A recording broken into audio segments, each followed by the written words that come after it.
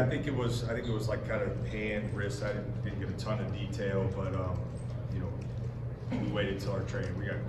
Tony's unbelievable for us, so we waited till he said he was good to go, and immediately when Roddy went in, we trusted him to make some big plays for us. So I thought he showed some great toughness. Yeah, in the early going, it looked like you said play with more force. You wanted to play with more force. He eventually did that in the first half, and in the second half, play made for you guys down the stretch. What's it like to see him kind of bounce back from those stretches where you need more from him, and he helps up, I guess, his side of the bargain? It's been great. It's been great to see just kind of our relationship continue to grow and strengthen in that bond, because like Roddy wants to be coached hard, and he's such a talented player. He has such great feel. He can make adjustments mid-game. You can talk to him and things like that, and you see him adjust the next time without overthinking it or overcomplicating it. I think he's, you know, his feel and basketball IQ and ability to adjust mid-game is really impressive. And you know, he's a guy that I'm constantly reminding him to be aggressive, because when he's aggressive, good things happen for us. Sort of the same question I asked Jamison. Just how do you keep the team focused and locked in when, you know, there's so many fouls being called, the game is so choppy in the second half, and maybe not letting maybe some calls they don't agree with kind of get to them? Yeah, I think we lean on our maturity and collective toughness, you know, during those stretches. This group is really grown together. Like, we've shown a great deal of toughness now, certainly throughout games, but specifically end of games.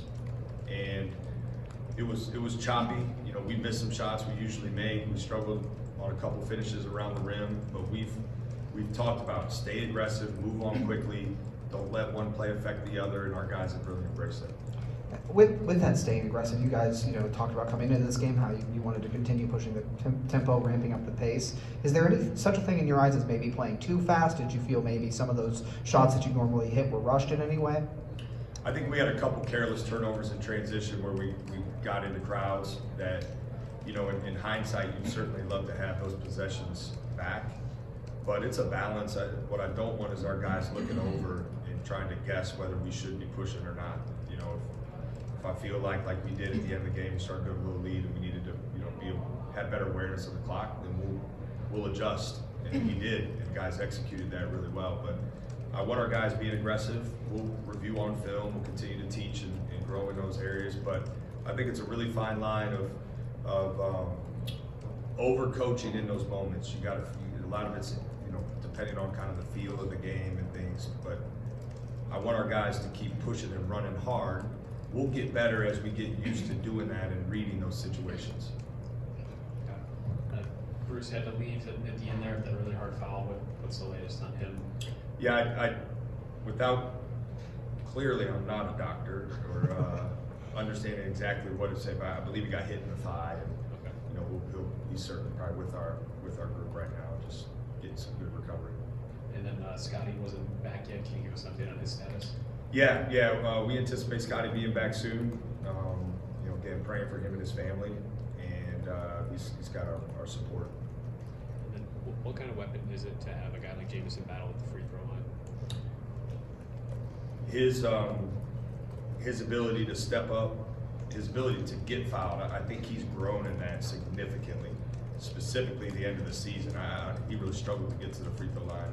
First half of the season, he's really grown in that area. But you feel like the ball's going in every time he's there, and it helps. Like, you know, we designed some press break to get the ball into his hands so he could get to the free throw line. He played with great force the last 5-6 minutes of the game when we struggled to maybe make some shots, and he was able to get in there and put a ton of pressure on their defense. You know, his teams, when they put smaller guys on him, he's able to get in the paint and shoot over them and make them foul. And then when they put bigger guys on him, he's able to get loose, you know, that way too. So he's a matchup problem for teams, and we've been able to take advantage of it. All right, Connor. So Jake, you're 10 games into this as head coach, and almost half of those have been in this tournament setting where maybe your full preparation time, you don't know who you're playing next. So far, how would you differentiate how you prepare in this kind of situation versus in the regular season when you know exactly who you're playing, who's coming next? I think right now you're really leaning on your own strengths and, you know, figuring out and our staff's done a great job with this, but figuring out, right, the actions we're likely to see most, really locking in on those. Mike Young's an unbelievable offensive coach. There was no way, even if we had more time, were we going to be able to cover everything. But we've really embraced covering concepts. Our guys have prepared really well. That's been a consistent theme. I think that's helped us. You know, their mentality and attention to detail has really helped us in those settings. But I'm not gonna ask who you'd rather play, but I'm assuming you would rather play here in front of your home fans this week than on the road. You wanna talk a little bit about the fans that have showed up for these 2 NIT games and how they've impacted you guys? Absolutely. We would certainly love to be here. Both teams are good teams.